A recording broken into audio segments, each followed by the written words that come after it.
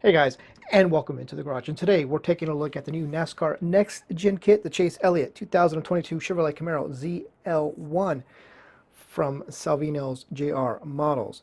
Just got released last week, fresh from my mailbox today. Literally went into production last week. 124 scale, full engine detail kit. And it is the first of 6 that they have planned with this Chevrolet tooling. The next to come out, to be released, will be the rollout liveries paint scheme, the one that we saw when they announced the next gen cars officially. And then we still have the other 3 Hendrick cars to come, the 5, the 24, and the 48. I'm not sure which of those is going to be next. All the data for this kit came directly from NASCAR, the CAD, everything. So this should be one of the most accurate NASCAR kits to be kitted. So with that, let's check it out. And now getting started with the body. You can see it is molded in a nice shade of blue.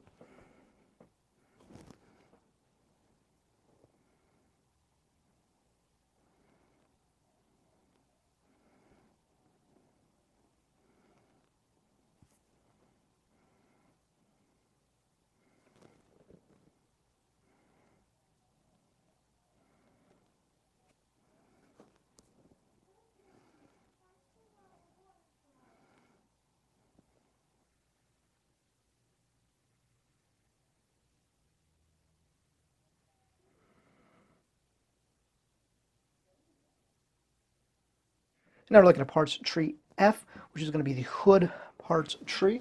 This is going to be obviously different in each of the kits, whatever color they molded it in. And then here is going to be one of 2 spoiler options. This is going to be the low downforce spoiler option. On the real ones, this is it's both clear and solid. So the top part here would be clear, be the clear Lexan, and the bottom piece will be the solid metal. Now we're getting started with parts tree B, which is going to be the flat bottom underside with the diffuser.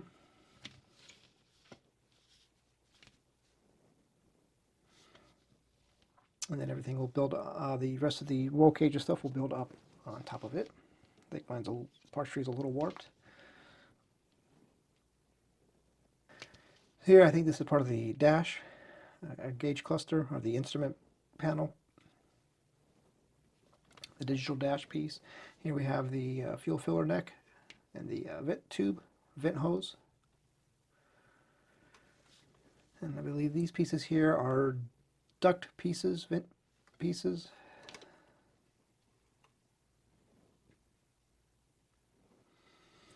And then here we have the seat, which is a 2-piece seat.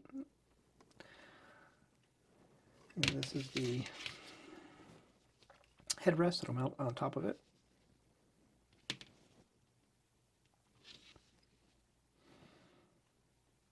I'm not sure what that piece is there.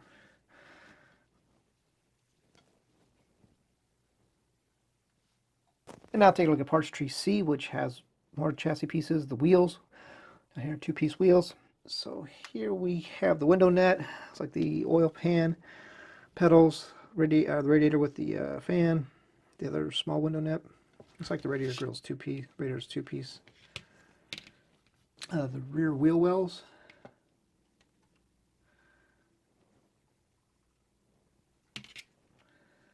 And here more bits. I'm not exactly sure what these pieces are for. I think that might be, yeah, I'm not even gonna guess. I don't know. And then the 2-piece wheels. The opening in the center, so you'll have the center lug basically that will go in through the center and then attach the wheels to the brake rotors. Now taking a look at parts tree A, which is going to be the engine and suspension parts tree, frame parts tree, a little bit of. So here we have some suspension control arms here on the right. These are going to be bracing for the frame. They have spindles and more control arms down here, I believe. And there is the engine. You have the valve covers, the headers, the block. Here we have more suspension pieces. We have the strut springs, coilovers, the coil packs,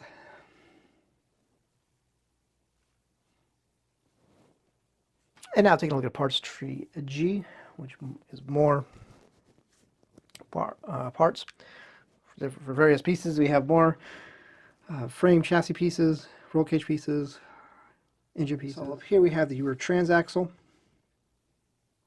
pulley system, two sets of pulleys, belts, the brake rotors here.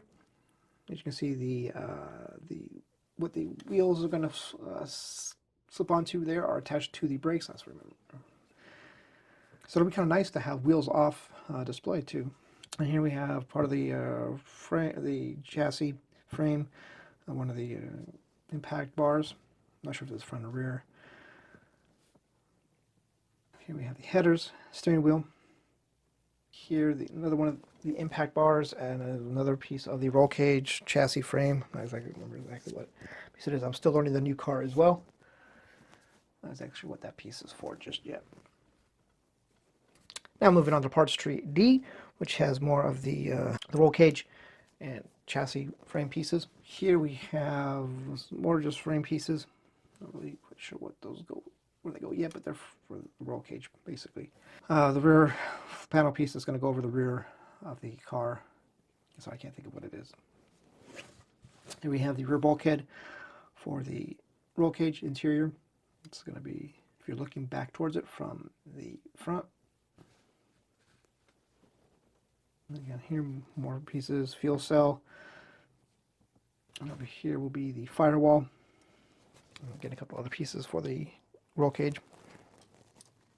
And now we're going to look at parts tree E, which has the rest of the roll cage frame pieces. So here we have the top bar, top roll cage bars.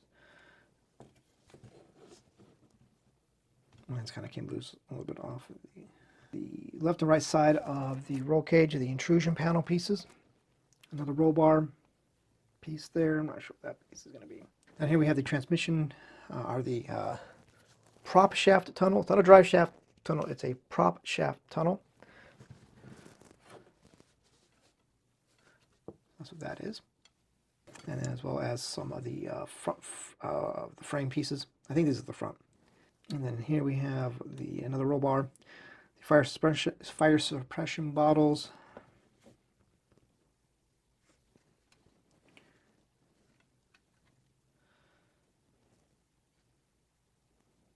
Let's look at the inside of those.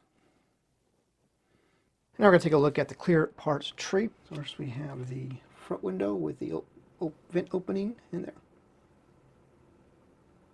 We have the rear window with the rear window vents. And we have the side window, the front vent window, the rear quarter windows.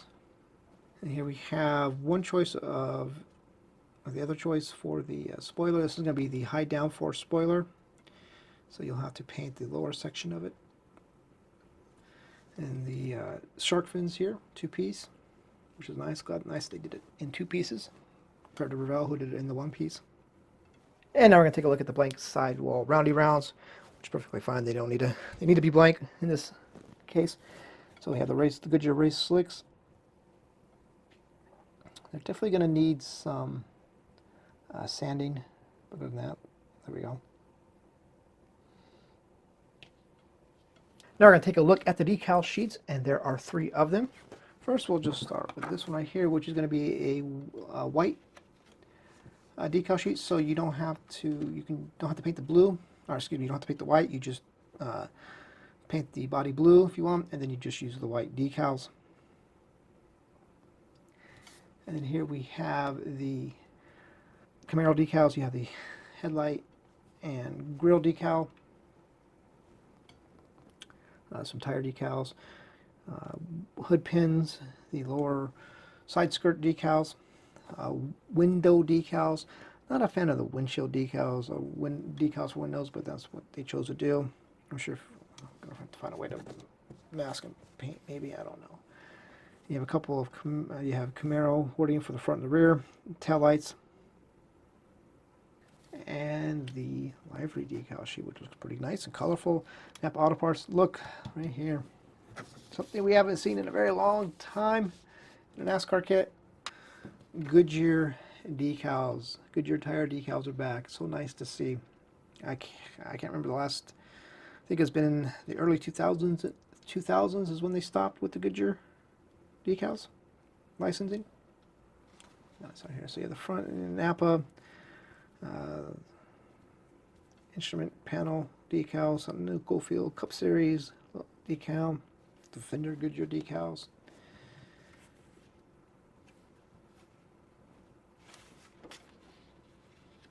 Window decal. So this is what will make the quarter window look like a Camaro. All the makes have the same window shape, and they basically do an overlay for each make to give it the make's shape between Ford and Toyota and Chevy. So that, my friends, is going to do it for this look at the Chase Elliott 2022 Chevrolet Camaro ZL1 NASCAR Next Gen Kit from Salvinos JR Models. Everything on their Builders Club.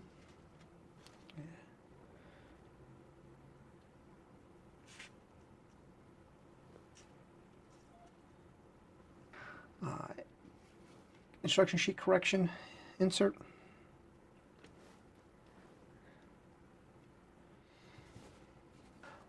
Speaking of paint, it seems like Tamiya LP Pure Blue is going to be a very good match to the blue that is used. I think you need to do a clear blue overcoat, but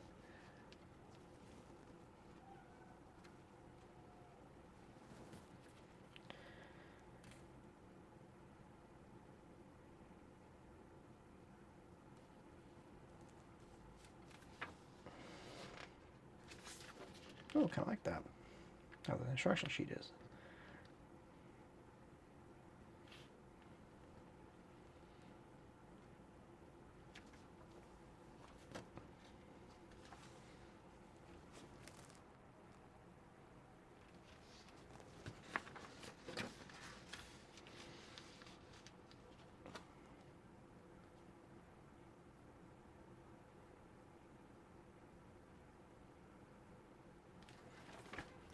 So there we go. On that note, thank you guys for watching. We'll see you next time.